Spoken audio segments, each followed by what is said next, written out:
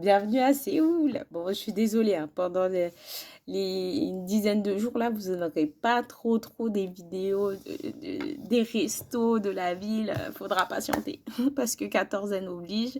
J'ai pas le choix. Donc, dans cette vidéo, de quoi je vais vous parler? Bah, un petit peu du petit processus de l'arrivée en Corée jusqu'à son lieu de quatorzaine, n'est-ce pas? Parce que c'est pas le parcours du combattant, mais c'est un certain parcours.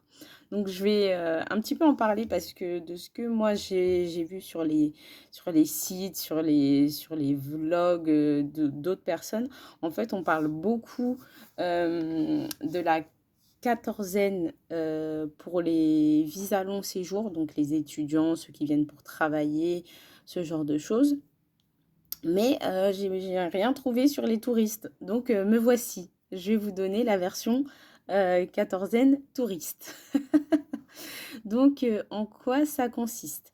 Jusqu'à nouvel ordre, la quatorzaine est obligatoire pour tout le monde, sauf les personnes qui ont été vaccinées en Corée du Sud, il me semble. Toutes les personnes qui ont été complètement vaccinées en Corée du Sud et qui ont un papier d'exemption de quatorzaine. Vous avez aussi pour les personnes qui sont liées à une personne d'origine coréenne, qui sont, je crois, exemptées aussi de quatorzaine, si je ne me trompe pas. Donc, pour les personnes qui ne sont pas exemptées telles que moi, donc comment ça se passe? En fait, arrivé à Incheon, vous descendez, vous descendez de l'avion, bien évidemment.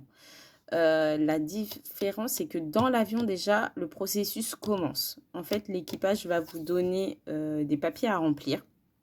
Vous en avez plusieurs, donc je vous conseille, quand vous arrivez dans l'avion et qu'on vous donne les papiers, remplissez-les tout de suite, comme ça vous êtes tranquille. Donc les papiers que vous allez avoir à remplir, une partie va être récupérée, une fois remplie, va être récupérée par l'équipage, et les autres papiers, ce sera à vous de les donner pendant le processus de vérification de tous vos papiers. Donc, je disais donc, une fois que vous descendez de l'avion à Incheon, vous avez un premier contrôle à passer. Ce contrôle-là va vous demander plusieurs papiers. Donc, votre passeport, un test PCR négatif en anglais. En anglais, je tiens à le préciser qu'il faut que ce soit écrit en anglais. Un document que vous avez rempli dans l'avion qui traite sur votre conditions physiques, on va dire, conditions sanitaires au niveau de la santé si tout va bien. Et le deuxième papier que vous avez rempli, c'est le papier que vous acceptez, pardon, la quatorzaine. Voilà, comme quoi vous êtes d'accord avec la quatorzaine. De toute manière, si vous marquez que vous n'êtes pas d'accord avec la quatorzaine, vous rentrez chez vous. C'est pas plus compliqué. Donc, ils vérifient à ce premier contrôle, ils vous demandent ces 4 papiers, ils prennent votre température une première fois et si tout va bien, ils vous collent un sticker sur votre passeport. Une fois que le sticker il est posé, vous allez au deuxième point de contrôle. Ce deuxième point de contrôle, il consiste en fait à vérifier que vous avez bien téléchargé les deux applications qui sont obligatoires pendant votre quatorzaine. Donc, il y a une application qui permet de surveiller vos symptômes pendant les 14 jours de manière journalière. Donc, cette application, elle est obligatoire parce que 2 fois par jour, vous avez à rentrer votre température et si vous avez des symptômes.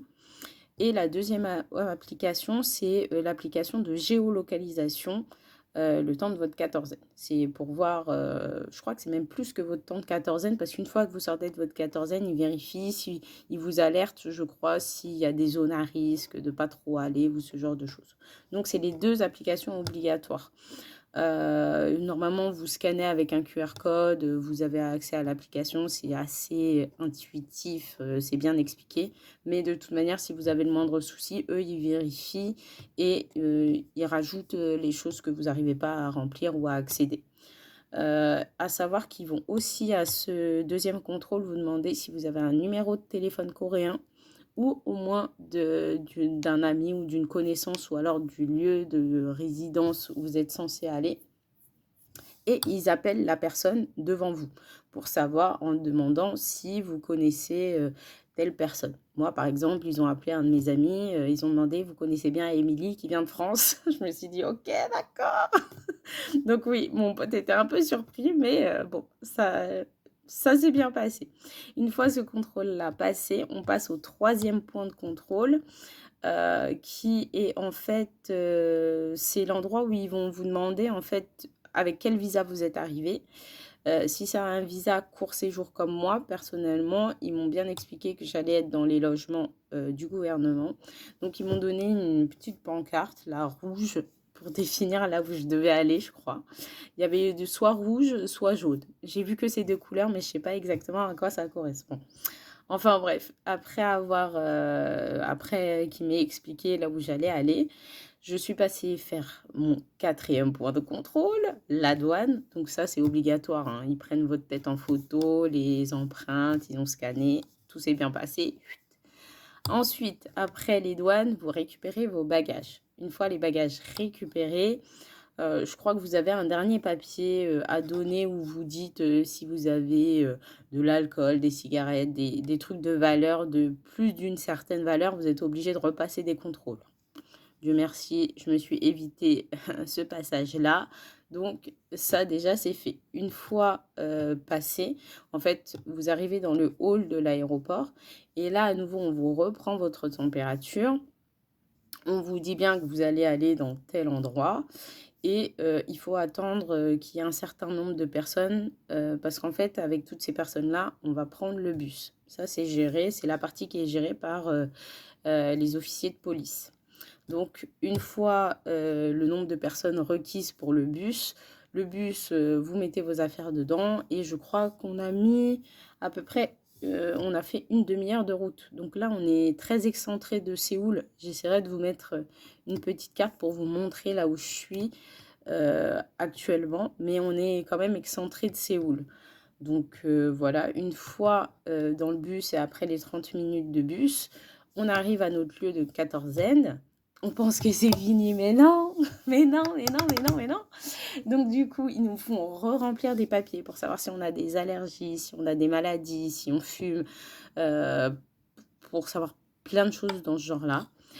Une fois ce papier rempli, on vous donne un guide à suivre, on vous donne un guide de quatorzaine, on vous reprend votre température et il faut allonger la monnaie pour la quatorzaine. Donc je vous le dis franchement, c'est un budget. C'est un budget, il faut se préparer, il faut le savoir. Il faut compter 1400 euros. 1400 euros, si on convertit en won, ça fait 1 million. Ils ont mis 1 680 000 won. Et en dollars, c'est 1500 dollars, il me semble. Donc personnellement, je vous conseille de payer en carte parce que quand vous arrivez à l'aéroport, ceux qui pensent avoir le temps de changer de l'argent, il n'y a pas le temps. Il n'y a pas trop le temps de changer de l'argent là, donc vous changerez plus tard. Donc prenez bien votre carte bleue. Une fois que vous avez payé votre quatorzaine, ils vous donnent une carte de votre chambre. Et une fois que vous avez mis les pieds dans votre chambre, vous ne pourrez sortir que le 14e jour pour sortir de votre quatorzaine. Voilà, donc pour les personnes qui ne sont pas préparées, 14 jours, ça peut être un peu long. Moi, personnellement, ça va, je le vis bien. Mais voilà, il faut être averti, vous ne pouvez pas sortir de la chambre. Vous ouvrez la chambre que pour récupérer vos repas. Et ça s'arrête là. Voilà. Aussi, ils vous préviennent des sanctions pour les petits malins qui essaieraient de dire oh, allez, je vais passer outre, mais ça va pas marcher. Donc du coup, les pénalités, 1 an d'emprisonnement, hein, on commence par ça, 10 000 euros d'amende, et en plus, vous rentrez chez vous parce que on vous sort du territoire et vous êtes interdit de territoire pendant 5 ans. Donc voilà, je pense que voilà, il faut être averti. Si vous savez que vous avez une quatorzaine à faire, ben, il faut être préparé. Prenez des bouquins, prenez votre ordi, vos disques durs, installez Netflix. Ça vous fera passer le temps. Mais vous aventurez pas à jouer les malins parce que je pense qu'ils vont pas trop rigoler. Donc voilà. Bah, pour l'instant, c'est tout ce que j'avais à vous dire sur voilà, le trajet, enfin la procédure pour rentrer en Corée. Donc voilà, j'espère que j'ai pas oublié d'infos. Si vous avez des questions, faut surtout pas hésiter, vous me les laissez en commentaire, j'essaierai d'y répondre quand j'ai les réponses, bien évidemment. Et bon, bah, on va patienter un petit peu. J'ai hâte de vous faire des vidéos une fois sorties parce que ça va être trop bien. Mais il faut patienter encore quelques jours. Ça va venir, ça va venir. Donc voilà.